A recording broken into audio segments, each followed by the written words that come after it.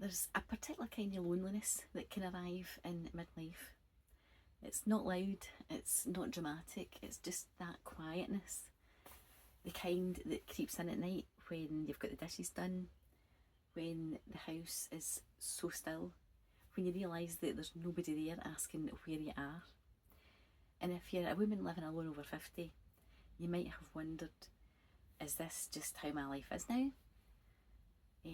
But you know, there's something that people don't really tell you.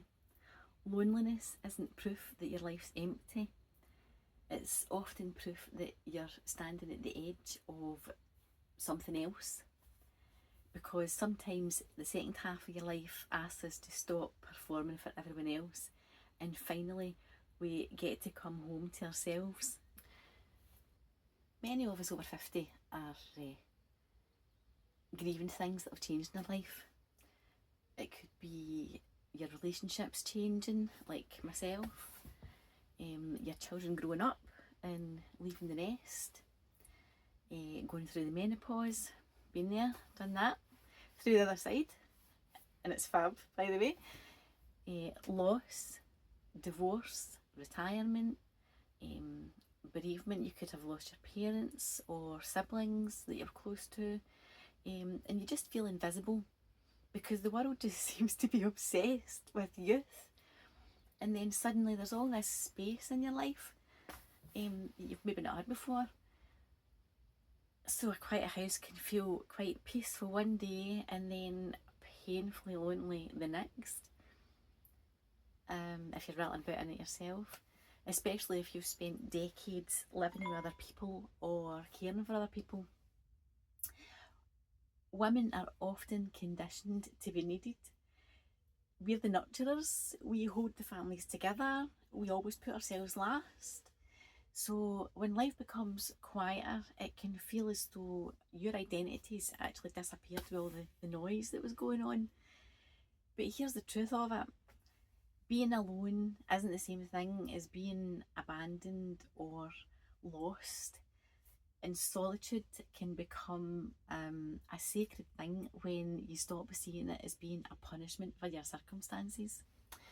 One of the biggest emotional shifts that sometimes hits us when you get past 50 is realising that you no longer need anybody's permission to live fully the way that you want to live. You don't need to wait for a partner.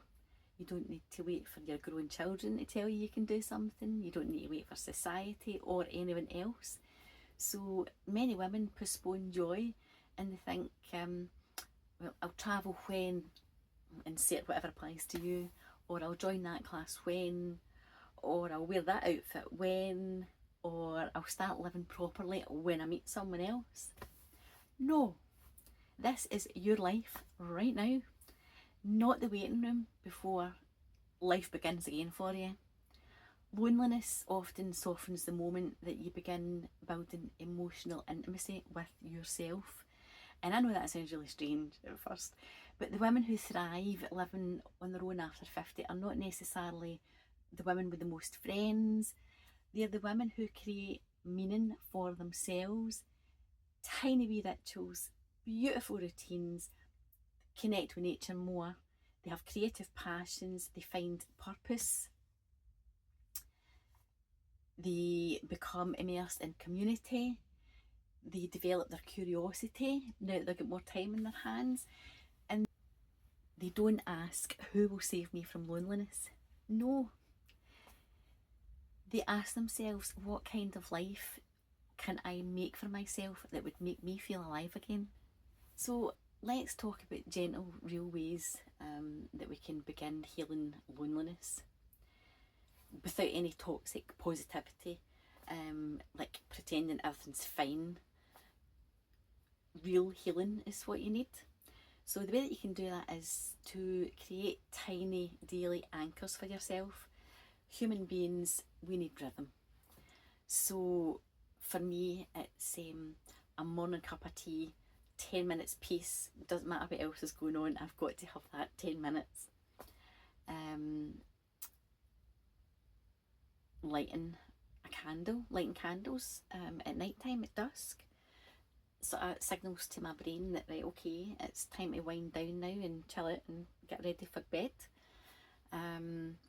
Going for a walk every day, weather permitting. There's no walking going on today because it is heaving here in Scotland. Listen to music you like while you're cooking, whether that's something upbeat that you can dance around about your kitchen to, or whether that's something that's chilled and lo-fi and something that's going to make you feel ultra relaxed. Or watching the moon. You know, if you live somewhere that you can easily get out at night time, just go out into the bottom of your garden and look up at the moon. It's bonkers how connected that can make you feel, even if there's no one else around. So these tiny rituals tell your nervous system, I am safe, I'm here, and my life really matters. So you've got to stop isolating yourself emotionally. For me, that's a really hard thing to do because I am Miss Independence. So you don't have to be the strong independent woman that never needs anybody. That version of strength can be exhausting. You can reach out to other people, even if you feel awkward about it. Message your pal, message your friend, join that local walking group. Comment online, you know, drop a comment on this video and tell me what you like to do and how you tackle feeling lonely. Take an art class. Volunteer. Volunteering is a great thing to get mixing with other people and feel like you're actually doing some good for the world in the process. Say yes when you're asked more often. You know, if you're asked to go for a coffee, say yes instead of thinking, oh, what excuse can I come up with here because I'm not really sure if I want to do this or if I'm up to it or whatever. Just say yes. Just go. And see how you feel. And saying yes becomes easier when you do it more often. Make connections. These things tend to grow quietly through the repetition of just wee small moments, rather than a big dramatic entrance sort of thing. And in the process, you'll build a life that makes you feel more sensory and more alive. Loneliness feels worse when your life is emotionally flat. So you throw your windows open, change the air. I try and do this every day myself. Change the air, let the fresh air in. And doing that, you're going to hear the birds singing, which instantly makes me feel I'm a lot more chilled and a lot more relaxed and a lot more, well, everything's okay with the world. Play that music that you like. For me, it's the hardest thing to remember to do, but it's amazing the difference just putting a wee tune on makes to you. Grow herbs. You don't need a lot of space. Grow them in pots. Visit the seaside if you can. I love to stand next to the sea. It just makes me feel so calm and so... I get quite emotional with it actually. It sort of grabs me and it just makes me feel so relaxed and so calm. Bake. Do a bit of baking that you like. It doesn't need to be huge big portions, it doesn't need to be fancy. Something like a scone or a pancake, that can be really good for you as well. Read some poetry, that can make you feel good. Just go outside for 15 minutes every day, stick your shoes on, go outside, get the sunlight on your face. And if you can, go and sit beneath some trees, go and sit in a forest or walk through a forest.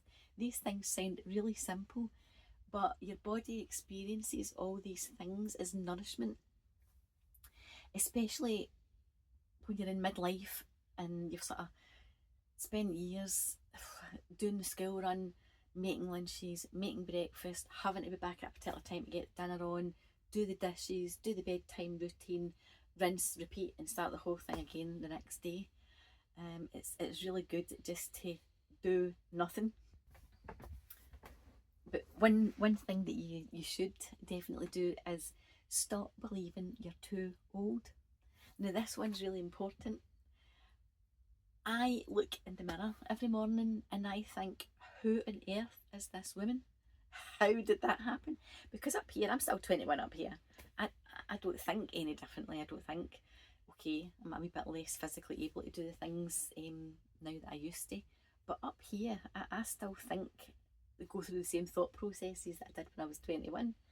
And I think that's really important when you look at the sort of cultures around the world and the countries who have got the highest records for longevity of their populace. These are people who don't let things hold them back. They get out there and they mix with people and they do all these things that I've just said. And I think your positive mental attitude goes a long way to how you approach life and how you feel as you get older. I